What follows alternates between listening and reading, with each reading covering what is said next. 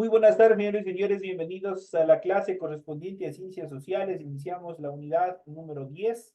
Estamos ya entrando a la recta final de todo este proceso educativo. Un gusto poder compartir con ustedes esta clase de forma sincrónica en relación a los cortes de energía eléctrica, pero estamos desarrollando todas las actividades de forma oportuna a fin de que ustedes puedan tener el material pertinente de forma adecuada y en el tiempo adecuado para que no exista ninguna dificultad en cuanto a la presentación de actividades. Tienen toda la información en el desarrollo de la presente clase. Iniciamos el desarrollo de las actividades, como es de costumbre, presentándoles en pantalla el formato para recursos de aprendizaje de tarea. Estamos en la asignatura de Ciencias Sociales, estamos en la unidad número 10, América Latina y el mundo moderno, correspondientes al subtema número 1. Estamos iniciando esta unidad con el subtema Los estados nacionales latinoamericanos, la revolución industrial, las economías latinoamericanas en el siglo XIX. Y vamos a ir haciendo un análisis más puntual en cuanto a la revolución industrial. Vamos a ir viendo cuáles son las características, las causas y las consecuencias que más se denotaron en este contexto de revolución industrial. Tienen ustedes el tipo de tarea, tienen el objetivo de tarea y a continuación tienen las instrucciones. Recuerden que el trabajo es individual, deben leer el compendio de la unidad 10, tema número 1, pueden ampliar su información sobre el mismo tema con otras bibliografías de ser necesario. ¿Qué es lo que tienen que hacer para la presente clase? Dice, responda a las siguientes preguntas. Primero, conteste de qué forma argumentaría que existe características sociales, políticas y económicas en la sociedad latinoamericana actual que fueron heredadas de la colonia. Tienen que analizar, pese a que nosotros hemos ido viendo un poco más amplio todo el desarrollo de estas actividades. La siguiente, ¿cuál de estas medidas económicas sería una forma de superar limitaciones económicas heredadas de la colonia? Tenemos tres. La A, reducir la industrialización. La B, utilizar las materias primas que se extraen para procesarlas dentro del mismo país y vender los productos al mercado internacional. Y la C, incrementar los impuestos. ¿Cuáles piensan que serían las medidas económicas más adecuadas, que sería una forma de superar las limitaciones económicas heredadas por la colonia? ¿Cuál sería la mejor aplicable? Ustedes tienen que razonar cuál será la A, la B o la C. Y por último dice, responda en qué sentido la independencia creó una realidad política y económica distinta a la de la colonia. Igual tienen que analizar para poder aportar una idea, una respuesta adecuada en función de esta pregunta. Entonces ahí tienen tres actividades dentro de esta tarea, las cuales tienen que desarrollar de forma manual en su hojita de trabajo. Recuerden que todas las actividades son 100% hechas a mano. Por ende, ustedes tienen que desarrollar la rotulación de la hoja de tarea, esto en la parte superior, ya saben ustedes cómo desarrollarlo, cumpliendo con todos los requerimientos, los datos que se les solicita. Una vez que esto lo han hecho en la parte superior de su hojita, a continuación desarrollan su contenido. Es todo lo que ustedes tienen que hacer. En función del contenido, ustedes deben revisar las recomendaciones, la rúbrica de calificaciones y al final de todo este proceso tenemos la información para el desarrollo de los recursos de plataforma. Y estamos en la unidad 10 con el tema de los estados nacionales latinoamericanos, la revolución industrial, las economías latinoamericanas durante el siglo XIX, correspondientes a este inicio de unidad que corresponde a la semana número 1 de fecha 11 de noviembre del 2024. Esta tarea permite entregas desde el 11 de noviembre, la fecha límite de entregas del 31 de diciembre y la fecha de publicación de la calificación será hasta el 5 de enero del 2025. Ya saben cómo funciona este proceso, así que por favor sigan cumpliendo con todas las actividades, tienen los tiempos límites en cuanto a la entrega de esta y la otra tarea que ustedes tendrán habilitadas en el contexto del desarrollo de esta unidad número 10. Una vez que ustedes se les ha proporcionado a cada uno de ustedes la información pertinente en cuanto al desarrollo, las estructuras, los requerimientos para el desarrollo adecuado y correcto de su tarea, vamos a iniciar con el desarrollo de las actividades correspondientes en función del tema que ustedes tienen para la presente semana y vamos a ver los estados nacionales latinoamericanos, vamos a ver en qué consiste, cuáles son las características más fundamentales en el desarrollo de este contexto histórico que tuvo también Latinoamérica. Las nuevas repúblicas latinoamericanas heredaron de la colonia estructuras sociales muy estratificadas, donde el componente étnico continuó determinando la posición social. Si bien algunos postulados de la Revolución Francesa estuvieron presentes en la ideología de los criollos independentistas, la igualdad social no inspiró la conformación de las nuevas naciones. Sencillamente los criollos pasaron a ser la clase dirigente en lugar de la oligarquía española. No hubo ningún cambio más, mientras que la situación de los demás grupos sociales quedó casi inalterable, especialmente la parte de la esclavitud, nunca se topó. En muchos países se mantuvo la esclavitud por algún tiempo, así como el tributo indígena. En algunos casos, la condición socioeconómica de las comunidades indígenas incluso empeoró, puesto que las leyes de Indias que los protegían se abolieron y las nuevas leyes se hicieron pensando más en los individuos que en las mismas comunidades. Otra característica de la sociedad latinoamericana del siglo XIX es que no logró desarrollar rápidamente una clase capaz de impulsar los cambios que se habían desarrollado en Europa. Por otro lado, la familia ampliada siguió siendo el núcleo social. Los matrimonios eran uniones que contribuían a crear vínculos de parentescos y por tanto la lealtad política y económica. Eso quiere decir, en términos comunes, que los matrimonios estaban arreglados para mantener en círculos cerrados la parte económica, la parte social y sobre todo la parte política. Por ello, sobre todo entre la élite, el matrimonio se acordaba entre los padres, los novios nunca se conocían, sino directamente los padres. La vida cotidiana giraba en torno a la familia, la iglesia y las reuniones sociales que diferían dependiendo de cada estrato social, eso quiere decir de cada nivel social. Con respecto a la religión, todos los estados latinoamericanos continuaron siendo oficialmente católicos. En muchos casos, la iglesia fue un elemento unificador de las nacientes repúblicas que se alió con los caudillos para apoyarse mutuamente. Además, mantuvo el control de los registros de nacimiento y también de defunción y siguió regentando hospitales, cementerios y centros educativos. Pero si bien la Iglesia Católica tenía mucho poder político y económico e injerencia en la población de todos los estratos de las nuevas naciones, su posición fue debilitándose paulatinamente. En cuanto a la herencia colonial en la actualidad, si bien la estructura social colonial debió terminar con el surgimiento de los países independentistas, algunos rasgos de esos periodos perduran en varios ámbitos de la sociedad latinoamericana hasta la actualidad, aunque hayan modificado con el transcurso de los años. Después de la independencia, las sociedades latinoamericanas mantuvieron una estructura social sumamente estratificada y jerarquizada en la que el componente étnico aún determinaba la posición social. Si bien los ideales de equidad, de igualdad social, movilizaron a los criollos e independentistas, estos no fueron parte de la conformación de todas las nuevas naciones que se formaron. Así el gobierno pasó de manos españolas a manos criollas y es todo lo que se hizo, pero los demás grupos sociales permanecieron en la misma situación. De hecho, la esclavitud permaneció legal por algún tiempo, al igual que el tributo indígena. En general, la condición económica de las comunidades indígenas empeoró, puesto que las leyes de Indias que antes las protegían fueron abolidas y las nuevas leyes se hicieron justamente pensando en los individuos más que en las comunidades. Hasta ahora muchas comunidades indígenas viven en condiciones socioeconómicas notablemente peores que el resto de los grupos sociales. Hay una inequidad social bastante arraigada. Por otro lado, los países independizados continuaron manteniendo la religión católica como religión oficial hasta el advenimiento de las ideas liberales y del laicismo. La religión fue un momento de elemento unificador de las naciones o de las nacientes países. Más tarde fue motivo de disputa entre conservadores y liberales. El catolicismo es quizás uno de los aspectos que más ha moldeado a la sociedad latinoamericana, pues la mayoría de la población profesa justamente este tipo de religión. La economía latinoamericana sigue siendo en gran medida la dependencia del colonialismo que el colonialismo forjó a partir de la explotación de materias primas. Una sociedad con profundas desigualdades, aunque hoy sean otros los criterios que determinan el estatus de este nivel. Sin embargo, hay que destacar que el mestizaje étnico y cultural originó una sociedad con su propia identidad que persiste hasta la actualidad a pesar de la influencia de las culturas modas extranjeras. El arte, la lengua, el sincretismo religioso, las costumbres, entre otros aspectos, son expresiones del ser de la sociedad latinoamericana hasta la actualidad.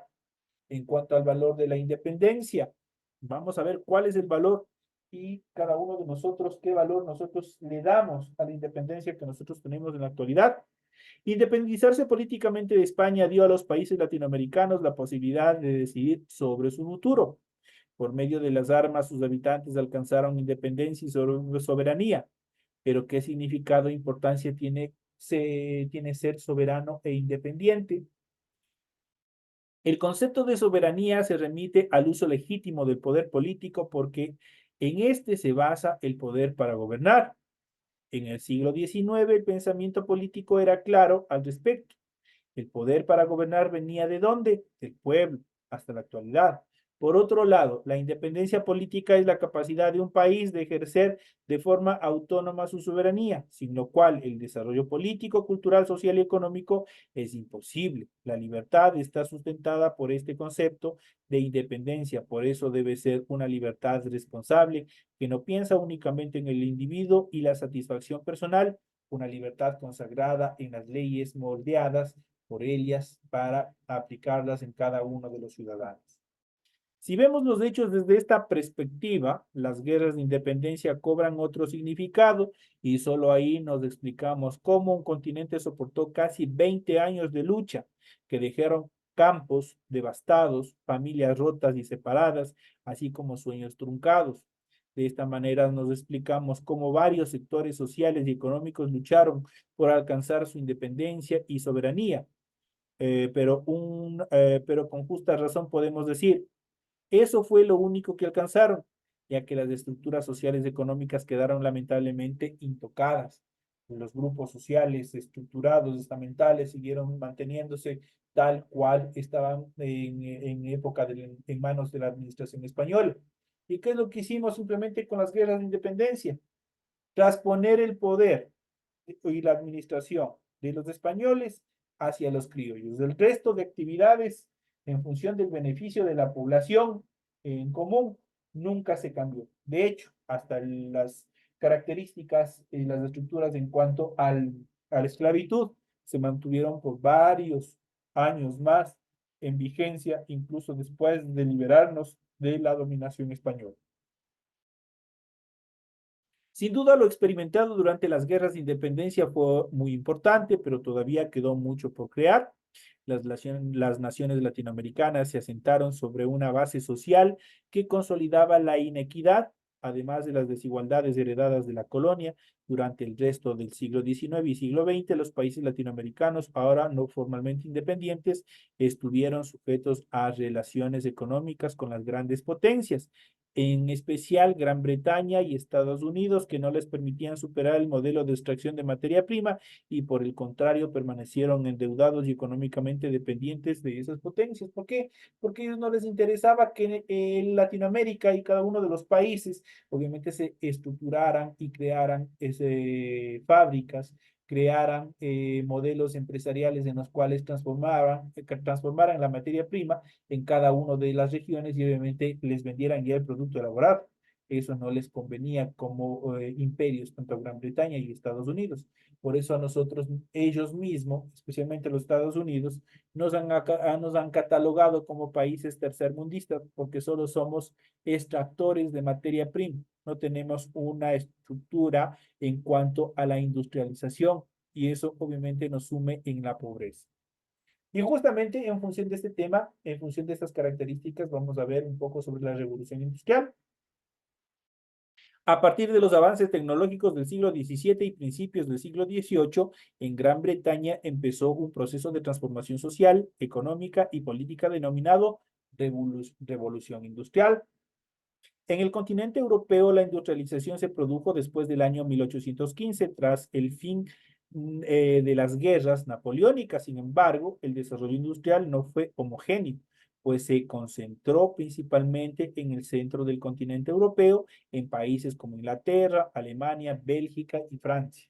En cambio, en el resto de los países la industrialización fue muy escasa, muy precaria y siempre circunscrita a zonas aisladas, por ejemplo, al País Vasco, a Cataluña, a España. Entonces no se desarrolló incluso dentro de los países europeos mismo la revolución industrial. Obviamente generó desplazamientos, generó segregación en cuanto a determinadas naciones. En cuanto a las condiciones favorables, los avances de higiene, medicina y alimentación permitieron que las tasas de mortalidad disminuyeran. A su vez, más población significaba más mano de obra para el campo y la incipiente industria textil y sobre todo más demanda de productos manufacturados, esos productos elaborados. Se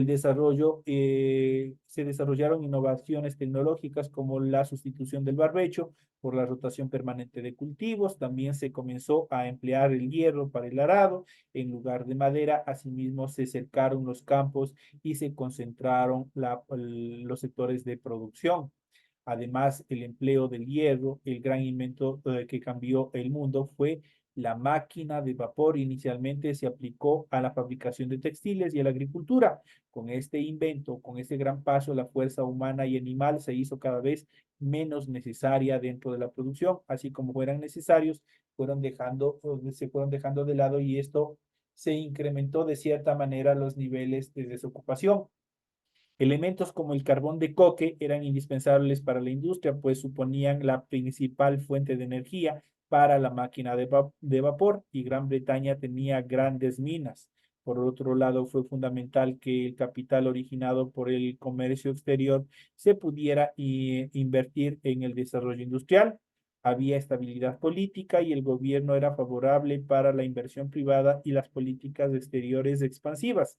Finalmente, Gran Bretaña, a diferencia de otras naciones, tenía una estructura estamental menos rígida que valoraba el trabajo comercial e industrial de cada uno de estos sectores. En cuanto a los cambios de relaciones sociales que generó justamente todos estos procesos de industrialización, las nuevas máquinas industriales solo cabían en grandes espacios, así aparecieron las fábricas en las que se concentraban los trabajadores. Paulatinamente la industria textil pasó de una producción artesanal hecha en pequeños talleres en los que trabajadores participaban en todos los procesos de fabricación y en los que eran dueños de los insumos de producción y el producto final, pasaron a ser a una industria masificadora en la que los trabajadores se especializaban solo en una parte de la producción y no eran dueños de las máquinas ni del producto final. Como todo le pertenecía al dueño de la fábrica, éste les entregaba un salario. Esta situación modificó las relaciones de producción y la estructura social, por lo que apareció un nuevo grupo social, el de los obreros. Estos y los dueños de las fábricas se convirtieron en grupos antagónicos, ya que si bien se necesitaban mutuamente, tenían relaciones muy tensas por cuestiones de horarios, descansos, salarios y otros beneficios relacionados al trabajo, relacionado a las actividades laborales. De hecho, las condiciones laborales entre los siglos XVIII y XIX fueron muy precarias, pues se trabajaba entre 16 y 18 horas diarias, no había vacaciones, los obreros podían ser despedidos sin aviso alguno, niños y mujeres trabajaban, pero estos dos grupos últimos, al no haber una legislación que los protegiera, ganaban mucho menos que los hombres, pese a que desarrollaban igual o mejor trabajo. Por otro lado, la mecanización supuso un horario fijo.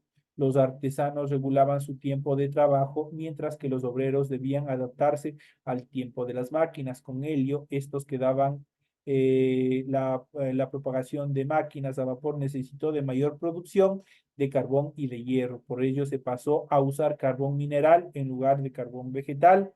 El primero facilitaba la fundición del hierro, por lo que se podía producir más objetos de metal. Esa fue la característica fundamental. Lo que vino a continuación fue un desarrollo exponencial, un avance llevó a otro y así sucesivamente hasta que en el siglo XIX se fusionaron la máquina de vapor y la industria del hierro y el carbón en la transportación y en el uso de barcos y trenes a vapor.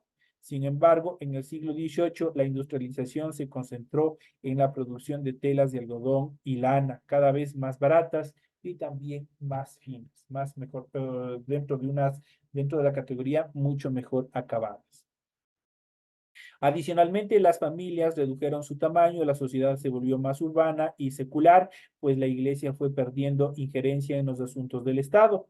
Se crearon nuevos espacios de socialización como los teatros, estadios de fútbol, cafés, entre otros lugares de esparcimiento, y se hizo una mayor distribución entre la vida privada y también la vida pública.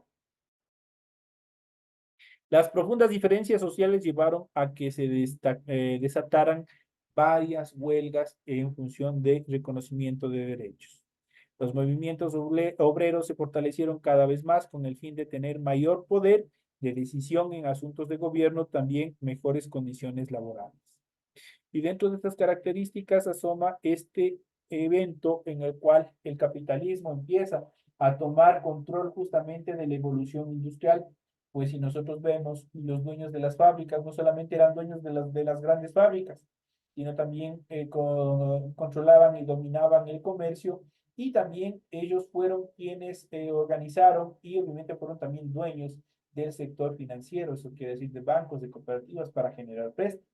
Y dentro de estas características vamos a ver a continuación justamente el capitalismo. ¿Qué es el capitalismo? El capitalismo es un sistema económico que se formó a finales del siglo XVIII en Inglaterra, ligado a la revolución industrial, y desde entonces ha ido evolucionando y experimentándose hasta llegar a ser el sistema mundial actual. Este sistema económico se caracteriza por la propiedad privada, la búsqueda del máximo beneficio, la importancia del mercado regido por la ley de la oferta y la demanda, y el papel fundamental que desempeña la producción masiva a través de la industrialización y también del consumo. El capitalismo como sistema se han expandido y afianzado gracias a tres características de la revolución industrial. Primero, el crecimiento de la producción manufacturera. Desde la invención de la primera máquina textil en Gran Bretaña se desarrolló el desarrollo técnico, pronto se generalizó para la producción de bienes y del transporte. En la medida que se encontraban disponibles más productos y precios más bajos, se aumentó el consumo, lo que a su vez exigió un aumento constante en función de la producción. Otra de las características que podemos mencionar es la expansión de las ciudades. El desarrollo de centros industriales en las principales ciudades trajo consigo el establecimiento de los trabajadores y sus familias en sus alrededores, con lo que las ciudades crecieron en tamaño y también en población.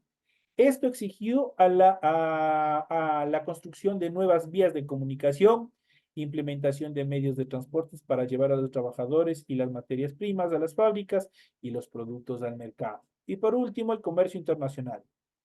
El capitalismo como sistema económico también se extendió y se avanzó porque Inglaterra requería mayor cantidad de materias primas, en especial de algodón, que no podía satisfacer internamente, a la vez que necesitaba llevar sus productos al exterior para que la creciente capacidad de producción no se estancara. En este sentido, ayudó mucho el desarrollo de la industria naval, que empleó nuevos avances tecnológicos como la máquina a vapor. Esto unido a la Inglaterra, que aún no dominaba colonialmente vastos territorios en todo el mundo, hizo que la industria lograra una capacidad de producción y acumulación de riquezas después del capital, sin excedentes y la dependencia de los productores de materia prima a la dinámica industrial. Eso quiere decir que los principales centros de producción que establecieron el capitalismo lo que buscaron es, sí, para abaratar mano de obra, para la venta y otras características más, obviamente dominar determinados sectores, de esta manera generando un proceso de dominio que se llamó un nuevo proceso de colonización, pero esta vez desde el punto de vista comercial. Aquí nosotros en este mapa temático, nosotros podemos ver justamente en Europa cómo se desarrollaron la evolución en cuanto a la revolución industrial, cómo se fue avanzando en todo el continente europeo.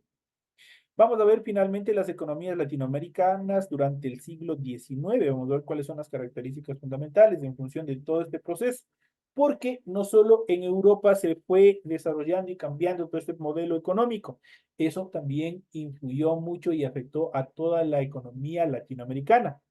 Fruto de la segunda revolución industrial, el imperialismo y la mundialización de la economía, surgió la división internacional del trabajo, es decir, la especialización de un país o región mundial en la producción de cierto tipo de bienes.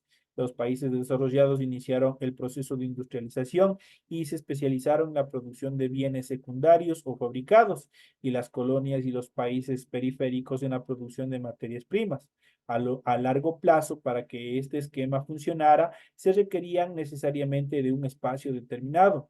Esto evitó que regiones como América Latina, África y Asia se industrializaran y que tardaran mucho en hacerlo algunos de ellos.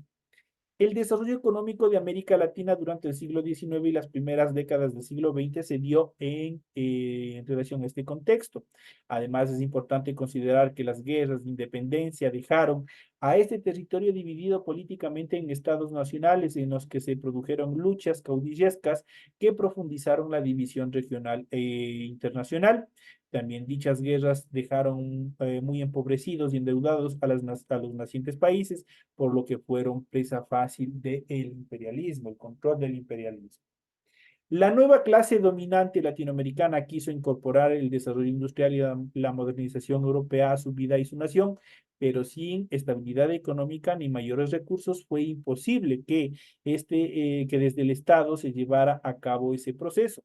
Así se optó por concesionar o consignar a empresas extranjeras la construcción de vías férreas, tendidos eléctricos, entre otras actividades más. La modernización llegaba, pero se profundizaba la dependencia de los países centrales. Y la ganancia no se quedaban en América Latina, sino que regresaban a Europa por medio de sus compañías transnacionales o consignatarias. Poco a poco la minería y el transporte fueron concesionándose a empresas extranjeras, muchas veces por más de 50 años. Cabe señalar también que la construcción de infraestructura estaba vinculada con inversión de las compañías extranjeras y no necesariamente a las necesidades de cada una de las naciones. Pero aquí nosotros podemos ver la inequidad con la cual también se desarrolló este proceso de industrialización de la economía latinoamericana durante el siglo XIX, la precariedad, obviamente, que significó la aplicación y la dominación del capitalismo en el contexto internacional de todas las potencias capitales, obviamente, que estaban desarrollando, entre ellos Gran Bretaña en la parte de Europa, y sobre todo posteriormente después también la participación y aseguramiento de Estados Unidos en este proceso que nos ha constituido en un país subdesarrollado, un país solamente productor de materia prima, y que obviamente esto ha significado un retroceso y un empobrecimiento para la mayoría de la población latinoamericana, incluido nuestro país. Prácticamente el Fondo Monetario Internacional, los diferentes préstamos que se ha hecho para tratar de salvaguardar los intereses en cuanto al gasto público y otros sectores más, han buscado también el empobrecimiento o han originado el empobrecimiento no solamente del Ecuador, sino de cada uno de nosotros, porque mientras más préstamos pidan los gobiernos al sector internacional, en este caso al capitalismo, a nosotros nos aplican una serie de impuestos, una serie de prebendas en las cuales determinados grupos se ven beneficiados, minúsculos grupos que se encuentran en el poder se ven beneficiados, mientras que la mayoría de la población establecida en niveles que son la clase media, clase baja, pobre, obviamente son los más afectados en la aplicación de impuestos, en la aplicación de aranceles, obviamente que buscan salvaguardar o que buscan cancelar los préstamos que se van desarrollando a cada uno de los países y obviamente que se ven afectados directamente a la población. Esto en cuanto a los estados nacionales de Latinoamérica y todos los eventos en cuanto al desarrollo industrial y económico se ha venido desarrollando como una parte histórica. No ha cambiado mucho la historia hasta la actualidad y nosotros podemos observar las tendencias políticas de derecha e izquierda y cómo son ellos quienes prácticamente están ejerciendo un poder negativo sobre las economías de cada una de nuestras familias, especialmente en nuestro Ecuador, y así a nivel de Latinoamérica, con cada uno de los países y con cada uno de los presidentes y sus tendencias ideológicas y que generalmente van empobreciendo más a la población, van sumiéndose en la miseria, lo que origina niveles de pobreza extrema en todos los sectores de la sociedad. Señoras y señores, de esta manera hemos llegado ya a la parte final del desarrollo de la presente clase. Tienen ustedes todo el material necesario en función del desarrollo de la presente tarea. Les recuerdo una vez más que en esta unidad ustedes solo van a tener activados dos tareas. Esta es la tarea 1 y la tarea número 3. No obstante, en la revisión de clases de cada una de las 4 semanas, eso es obligatorio. Ustedes tienen que ir revisando, ustedes tienen que ir viendo. Recuerden que tienen que seguir estudiando para el examen que tienen al final de la unidad. Y en vista de que ya estamos cerca del final de todo este proceso educativo, seguirán preparándose, por favor, para el examen final que tienen de todo este proceso educativo, que las preguntas van a ser constituidas en función de de las 11 unidades que nosotros vayamos viendo.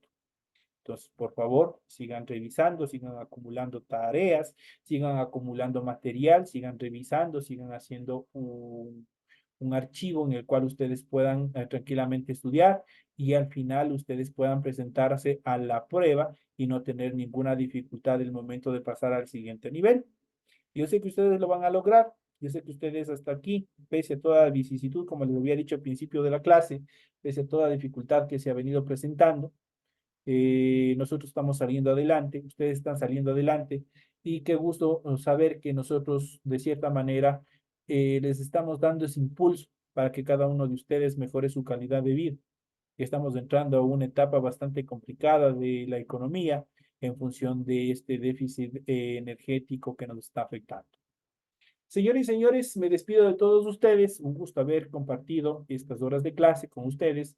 Nos estaremos viendo la próxima clase. Por favor, una vez más les recuerdo, revisen todas las clases, revisen todos los materiales de apoyo para que no tengan ninguna dificultad el momento de rendir sus pruebas. Señores y señores, una feliz tarde, un feliz desarrollo de semana y de actividad.